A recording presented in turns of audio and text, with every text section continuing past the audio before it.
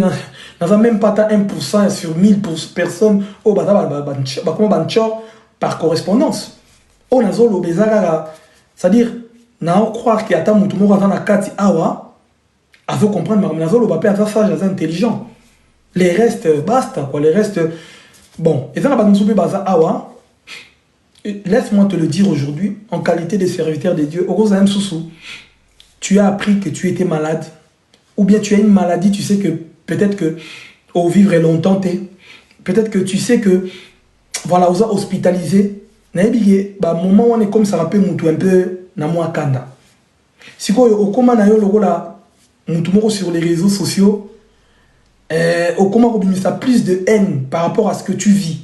Mais laisse-moi te dire, d'abord, moi que tu suis là, quelle que soit ta maladie, quelle que soit la situation que tu passes, le plus dur possible, d'abord, moi je t'aime. Et Dieu aussi t'aime. Crois-moi, rien n'est impossible à celui qui croit. Peut-être que tu peux être dans ce live, aux hôpital, comment rager vos sakanaté.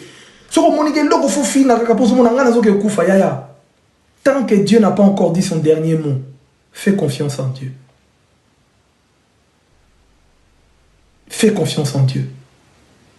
Situation zanangwana. Vous comprenez? Situation zanangwana. Si vous avez confiance dans Nzambe Robima. Mais le diable a condition mon thème intima mon robot intima. Il va nous vient dans la danse Montana. Ah, vient dans la danse alinganga fort. La danse Montana. So moninga ah mon anabiso ah nedigo artiste nabiso ah la danse Montana leader. Au comme intima mon robot. Intima on a ce que c'est comme son thème mabe. Change ta position, Dieu changera ta situation. C'est pas parce que tu es divorcé, c'est pas parce que ce mec t'a nargué, c'est pas parce que tu as eu le goumin, c'est pas parce que on t'a ghosté que tu dois devenir rageux. Non. On va comprendre. Non. Non. On n'est pas forcément obligé de toujours de rendre le mal par le mal.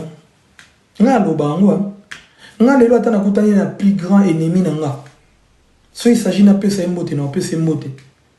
Lobai ennemi na nga ona ndeni tusiko amona ah na point Olivier fona comme ça grave hein papa mona nga ki na bundisa Olivier mais sinon nga pena boye perso na mona ngo nonsense. So ici obi dernièrement to saka na matanga mon boye il y a très longtemps hein. Bon pas très longtemps, c'est-à-dire moi c'est il y a pasteur moi akufaki. Bato batangi na matanga ona ba yedi mama zolo. Na continue na matanga boye bato so Olivier na ina ba petit na na kena vandi place on déplace sa famille pour te déplacer donc est-ce qu'on vend à côté ba pasteur. Il y a longtemps, dans ce pays il y a longtemps. Mais on a déjà des problèmes, ils ont déjà internet dans nous. Nous avons pasteur tout bataille les bosso. Nous avons portrait Paul, tebele Jules Rabi, parce que moi belé pasteur. Nous avons pasteur wana. Nous avons pasteur wana pe. Les pères pas à la gueule. Les pères. Si vous ah, Olivier c'est sire, Robert, il souka la benkoka. Ah, au pena rozwa benkoka, mon godo le ballon va faire un kimpun. Benkoka pena rozwa pena eskish. Si vous batunyo so monika Olivier qui pesa passer un beauté, batazotala. Dans ça bino benga l'équipe de un an et demi déjà. Hey, Olivier qui est encore Olivier, bah il encore Olivier esprit pour c'est vrai beaucoup ça te moi benga là. Mutoto man. So ça va niper aussi en benko kapena. Mais bon, voilà les façon de ambiance hein. Pour bien vous juger ba tuna blog ezanga tina mo toi na droit au sekate. Na continuer li solo to na tigana. Na continuer to na tigana ngai. Mais non expliquer bino l'humilité. Pour na faire comprendre bino que pour la faire comprendre la yozaka na posana chaoka bando ko masoki mira oyo bozaka na besoin chaoka bino bozaka bongo kaka na tchaka na ngaba tuka boete. Donc qu'est-ce que j'allais dire voilà si on a télémi matanga bazolela tout ça na n'est pas premier pasteur mbote Olivier to yamani deuxième pasteur troisième, on a dit troisième les pères. Olivier Takara. Non, poli que je suis. enfant que je suis, Pesimbote na yambi, ça va? Oui, ça va. Na pesipe pasteur Msumbote na yambi, c'est ça, la maturité. Parce que je sais que moi aussi, dans mon tour, soit mon mère n'a dit, soto grand frère n'a habité, pas bête à karaté. C'est comme ça qu'on doit être comme enfant de Dieu. Malgré que bino bato bolinga bo matama kamuna degré mo boy parce que ça va bino plaisir sur bon deux personnes dans obena. Ngana lobango ngana makamuna c'est la communication qui détruit. Ni tété communication bon ngabo ba sonya osaranate. Mais c'est ce que je suis en train de vous dire. Bonsoir, bonsoir. C'est ce que je suis en train de vous dire. Des fois, il faut apprendre à se surpasser. Tu n'es pas obligé de prêcher, mais tes actes peuvent prêcher. Tu as l'impression que tu connais Dieu mieux que Olivier Calabas. C'est ton impression. Ce n'est pas la réalité. Mais aussi, par rapport à ton impression, zélé, c'est le moment papou. Oroya Mzoussou, Bandofing Olivier, na kombo Nzambe. Mon frère, ma soeur, laisse-moi te dire que tu pêches de ouf. Au bête, ça va ma coup fort. Au pêchera fort. Mouto yebité. Mouto yebité, mouto vandana été. Kolobama kambo yebité. Ça sert à rien. C'est vrai, des fois, on a compris l'internet, comment les gens préfèrent plus savoir des bêtises. Parce que, binomon bobe sabat, donc, so muta bimi takala wana comme star. So muta a fini mutu wana. So na sagi live na banera au finga. Mais ero ne so menen niveau les ngoro matosa na on idete. Niveau les ngoro mata de fou. Mais il faut qu'on revienne un peu dans l'authenticité. Il faut tous zonganer tous alara. Apprenons des bonnes manières, la famille, c'est très important. Tapoter, il n'y a plus personne qui tapote. Vous avez tapoté sous terre.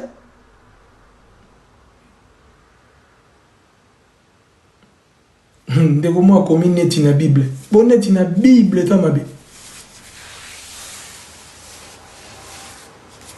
Bon tapoter, c'est un problème, t'es. Dans cette vidéo, on a fréquence, on a bini, papa, na lola, akumama. Dans on a battu sur la binango, na monagiti, na basifem, c'est la monagiti, baser, bon, na kakata, on a sobinagara, et commis problème. Et commis problème. Nga et commis problème.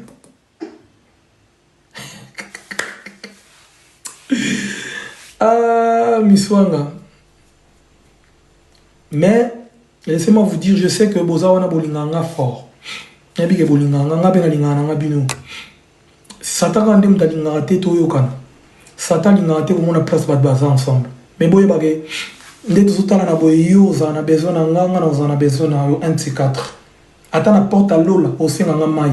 Em soubenga pe ata na porte à l'eau no sengo mai. Donc na vie photo yebana ko zong sa na ba bien. Ça sert à rien.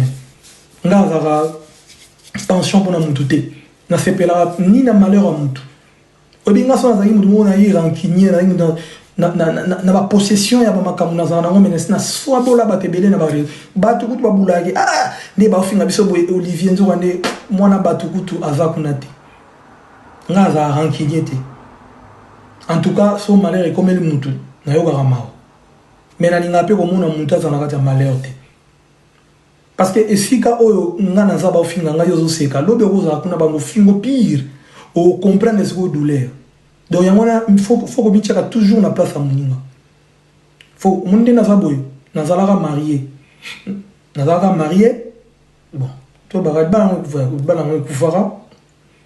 Ce qu'on a commencé célibataire. Ça veut dire na yebi ndenge ba marié ba zalara, na yebi bende ba célibataire ba zalara. Ce qu'on est là comme célibat, il y a libélaté à Chamanen pour na olo mwananga. N'est là comme célibat boy. N'a pas de célibat n'a pas de nous basi ba sekanga. Zomon. Mais n'a pas s'attarder au anati. Parce que n'a yebi que mon rédempteur est vivant, il s'élèvera le dernier. Jésus aussi ba sekara. Ba grand homme nyonso, il y a Bible ba sekara ban. Koseka mutu, et échec était. Oyebi, j'aimerais te dire une chose. comprendre le temps. Le temps. On ne rattrape pas le temps.